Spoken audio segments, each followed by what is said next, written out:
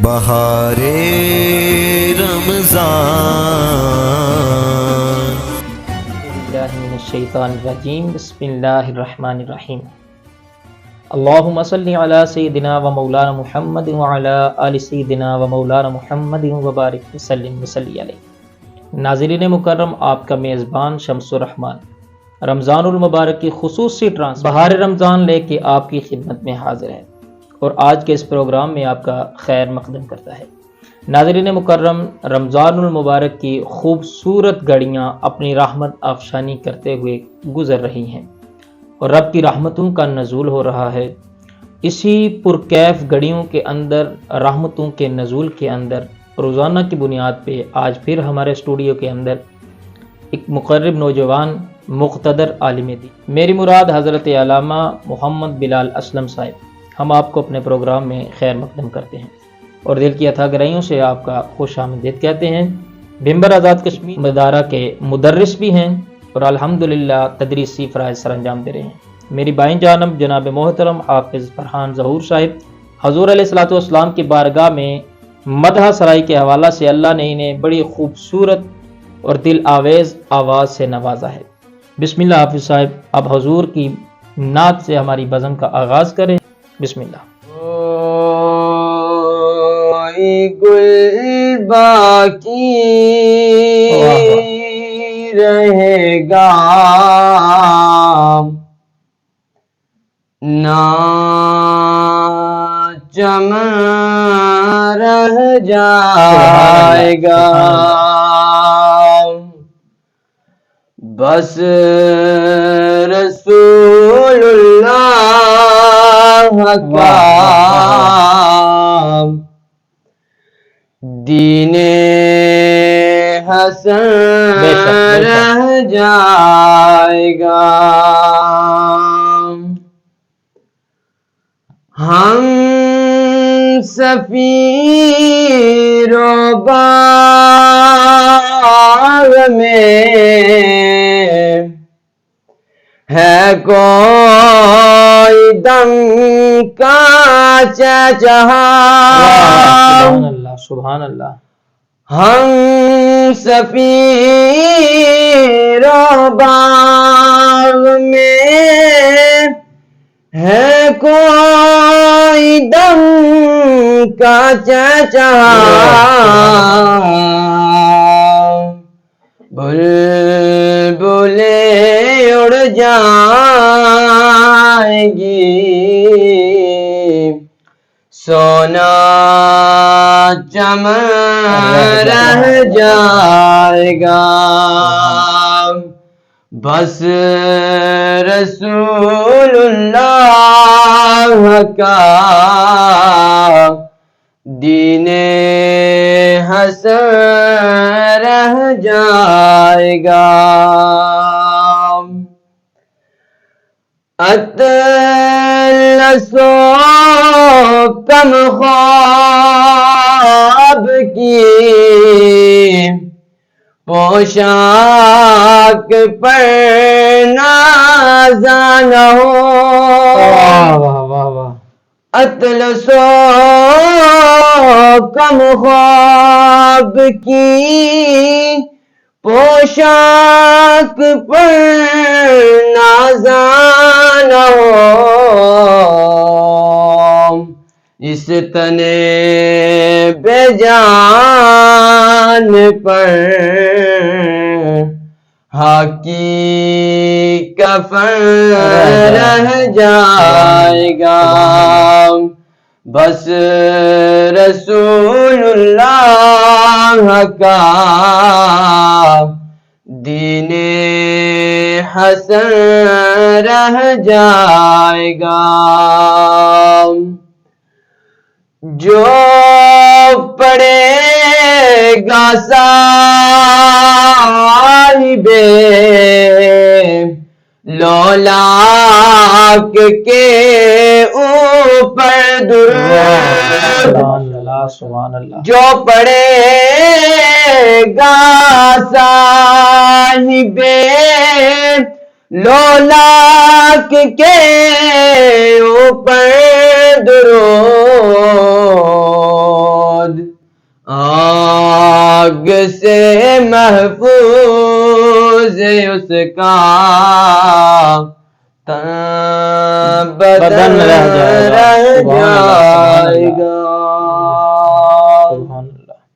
ماشاء اللہ، سبحان اللہ. ناظرین مکرم، بڑے پرکیف انداز میں برادر مکرم حافظ فرحان ظہور صاحب نے حضور علیہ الصلوۃ والسلام کی بارگاہ میں کتنی خوبصورت آواز کے اندر، یہ رب کی کرم نوازی ہوتی ہے کہ رب خوبصورت لہن کا مالک بنا دے اور خوبصورت انداز عطا کر دے. ناظرین مکرم، چلتے ہیں اپنے مہمان حضرت علامہ محمد بلال اسلم صاحب کی طرف. نہایت پروکار اور خوبصورت شخصیت کے مالک، مقتدر عالم دین. انشاءاللہ ان سے گفتگو کا آغاز ہوگا. جب گفتگو کریں گے تو یقیناً آپ سب بھی ان کی گفتگو سے فائدہ اٹھائیں گے. ناظرین مکرم، ماہ رمضان المبارک، خوبصورت گھڑیاں.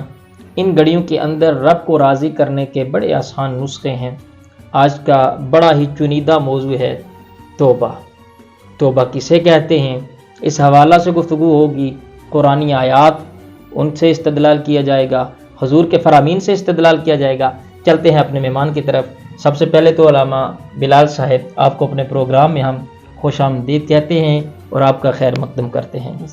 بسم اللہ. ناظرین کو بتائیے بلال صاحب کہ توبہ کسے کہتے ہیں. اعوذ باللہ من الشیطان الرجیم، بسم اللہ الرحمن الرحیم.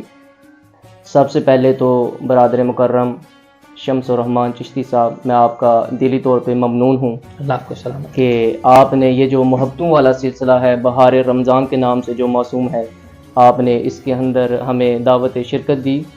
تو جیسا کہ آپ کو پتہ ہے کہ آج ہم نے جو اپنا موضوع رکھا ہے، ناظرین کو بھی پتہ ہوگا کہ ہمارا موضوع توبہ کی فرضیت کے متعلق ہے. واہ واہ، سبحان یعنی اللہ. توبہ، استغفار، اللہ تعالیٰ سے گناہوں کی بخشش طلب کرنا. بے شک. تو آپ کو اس بات کا بھی اندازہ ہوگا کہ توبہ کا، استغفار کا اور اللہ تعالیٰ سے گناہوں کی بخشش طلب کرنا، اس کا اور رمضان المبارک کا آپس میں گہرا تعلق. واہ واہ، بے شک بے شک بے شک. کیونکہ آپ نے بھی اور ہمارے ناظرین نے بھی یقیناً یہ حدیث مبارکہ سن رکھی ہوگی. کریم آقا علیہ الصلوۃ والسلام نے جب اپنا قدم مبارک منبر پر رکھا تو آپ نے فرمایا آمین. آمین. جب آپ نے دوسرا قدم رکھا تو آپ نے فرمایا آمین. جب آپ تیسری سیڑھی پہ چڑھے تو آپ نے فرمایا آمین. صحابہ کرام نے دریافت کیا، یا رسول اللہ معاملہ کیا ہے؟ معاملہ کیا ہے کہ آپ نے 3 مرتبہ آمین کہا؟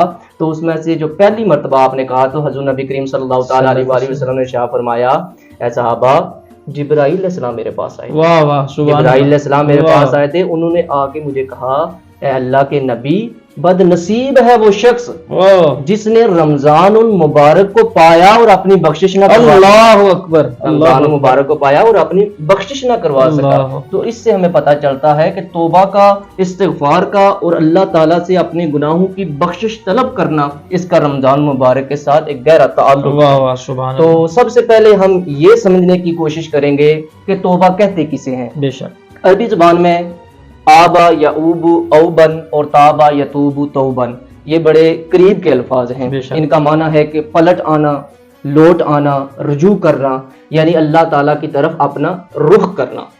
تو توبہ کا بھی یہی معنی ہے کہ پلٹ آنا، لوٹ آنا، اللہ کی جانب رجوع کرنا. واہ واہ. لا ریب کتاب کی آیت مبارکہ ہے. اللہ تعالیٰ قرآن مجید کے اندر ارشاد فرما رہا ہے، انی وجہت وجہی للذی فطر السماوات والارض حنیفا. واہ واہ. کہ میں اللہ کی جانب یکسو ہو کر، اللہ کی جانب یکسو ہو کر اللہ کی جانب اپنا رخ کرتا ہوں، اس ہستی کی جانب جس نے آسمان اور زمین کو پیدا فرمایا. تو ان ساری باتوں سے ہمیں اس چیز کا اندازہ ہو جاتا ہے، ہمیں پتہ چلتا ہے کہ توبہ کی فرضیت اللہ تعالیٰ کی کتاب اللہ سے اور رسول اللہ صلی اللہ تعالی علیہ وآلہ وسلم کی کثیر احادیث مبارکہ موجود ہیں جن سے ہمیں توبہ کی فرضیت کے متعلق پتہ چلتا ہے، بلکہ اجماع امت کے دلائل سے بھی توبہ کی فرضیت ثابت ہوتی ہے.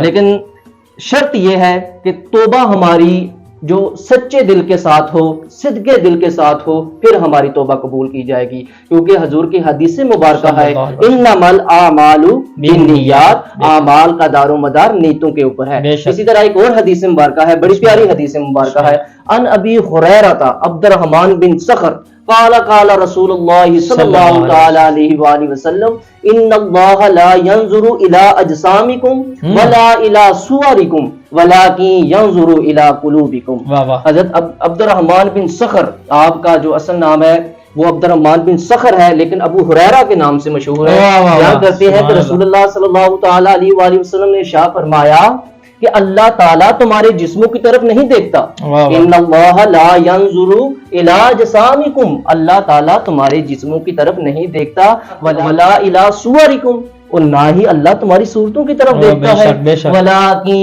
يَنظُرُ إِلَىٰ قُلُوبِكُمْ، بلکہ اللہ تعالیٰ تو تمہارے دلوں کی طرف دیکھتا ہے۔ واہ واہ، تو شرط یہ ہے توبہ معتبر وہ ہوگی جس کے اندر سچائی ثابت ہوگی، نیت کا اخلاص شامل ہوگا۔ واہ ماشاءاللہ سبحان اللہ۔ ناظرین، بڑے ہی خوبصورت انداز میں قبلہ علامہ صاحب نے توبہ کے فرضیت کے حوالے سے پردہ اٹھایا اور کتنا آسان انداز میں بتایا، اور ہمارے ناظرین کے لیے کتنی خوش بختی کی اور پربہار ان ساتوں میں کتنی خوبصورت بات کہی کہ حضرت ابو ہریرہ کا اصل نام کسی کو پتہ ہی نہیں تھا۔ آج علامہ صاحب نے ماشاءاللہ اس سے پردہ اٹھایا اور ہمارے ناظرین کو بتایا، تو شاید یہاں بڑے خوبصورت انداز میں گویا ہوتا ہے، کہتا ہے کہ اچھے ان کے ہیں تو اے کیف برے کس کے ہیں، اچھے ان کے ہیں تو اے کیف برے کس کے ہیں، اپنی امت ہے محمد کو پیاری ساری، اپنی امت ہے محمد کو پیاری ساری۔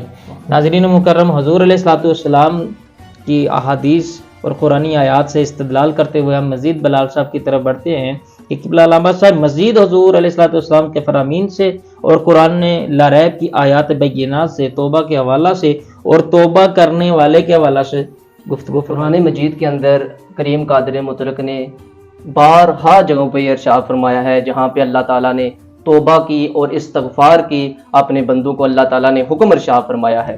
اس میں سب سے پہلی آیت جو میں آپ کی سماعتوں کی نظر کرنا چاہوں گا، بسم اللہ، کہ اللہ کریم نے قرآن مجید کے اندر ارشاد فرمایا توبوا الی اللہ جمیعا ایھا المؤمنون لعلکم تفلحون۔ واہ واہ، توبوا الی اللہ، توبہ کرو اللہ کی جانب، اللہ کی طرف توبہ کرو، جمیعاً سب کے سب، ایھا المؤمنون اے مسلمانوں، اے مومنوں، سب کے سب اللہ کی جانب توبہ کرو۔ اور کیوں توبہ کرو؟ لعلکم تفلحون، اس امید پر کہ تم فلاح پا جاؤ۔ واہ واہ واہ، اور آگے ایک اور آیت مبارکہ ہے، کریم قادر مطلق نے ارشاد فرمایا یا ایھا الذین آمنوا توبوا الی اللہ توبۃ نصوحا، اے ایمان والو توبہ کرو اللہ کی جانب اور ایسی توبہ کرو توبۃ نصوحا جو آگے کو نصیحت ہو جائے، خالص توبہ، توبۃ نصوحا خالص توبہ۔ نصوح تھا یہ بنی اسرائیل کا ایک آدمی تھا، اس نے سچے دل کے ساتھ توبہ کی، اللہ تعالیٰ نے اس کی توبہ قبول فرمائی، تو اللہ تعالیٰ نے قرآن مجید کے اندر ارشاد فرمایا توبۃ نصوحا، ایسی توبہ کرو جو آگے کو نصیحت ہو جائے، یعنی اللہ کی بارگاہ میں خالص توبہ کرو۔ ایک اور آیت مبارکہ ہے، کریم قادر مطلق نے ارشاد فرمایا استغفروا ربکم ثم توبوا الیہ، اللہ تعالیٰ سے معافی مانگو، اللہ تعالیٰ سے استغفار کرو، ثم توبوا الیہ، پھر اس کی جانب توبہ کرو۔ واہ واہ، سبحان اللہ، ماشاءاللہ۔ ناظرین، کتنی خوبصورت پیرائے کے اندر بتایا کہ بنی اسرائیل کا ایک بندہ جب توبہ سچی کر لیتا ہے، اپنے رب کے ساتھ رابطہ مکمل طور پہ جوڑ لیتا ہے، پھر میرا مالک اپنی لا ریب کتاب کے اندر اس کے نام کو توبہ کے ساتھ ملحق کر دیتا ہے۔ ماشاءاللہ علامہ صاحب مزید اس کو طول دیتے ہوئے آگے بڑھائیے اور حضور علیہ الصلوۃ والسلام کے فرامین سے جو حضور نے فرمایا اپنی امت کی توبہ کے حوالہ سے، بسم اللہ۔ جی بالکل، کثیر احادیث مبارکہ اس کے اوپر موجود ہیں۔ حضور نبی کریم صلی اللہ تعالی علیہ وآلہ وسلم نے جہاں مسلمانوں کو توبہ اور استغفار کی ترغیب دلائی ہے، وہیں پہ حضور نبی رحمت صلی اللہ تعالی علیہ وآلہ وسلم کی اپنی ذات کا کیا معاملہ ہے وہ بھی میں آپ کے گوش گزار کرتا ہوں۔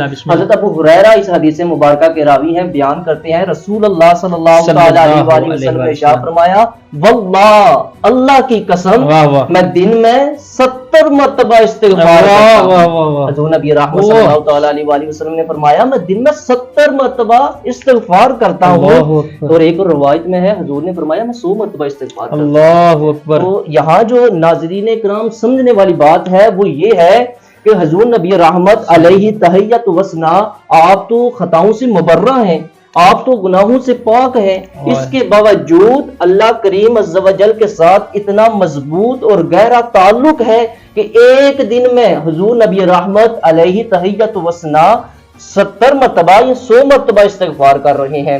اور یہ دیکھ لیں کہ ہم جن سے بے شمار اور لا تعداد کوتاہیاں اور غلطیاں سرزد ہوتی ہیں تو ہم کیسے بے نیاز ہو سکتے ہیں. پھر آگے حضور نبی رحمت صلی اللہ تعالی علیہ وآلہ وسلم نے ارشاد فرمایا یا ایھا الناس توبوا الی اللہ فانی اتوب الی اللہ فی الیوم 100 مرۃ.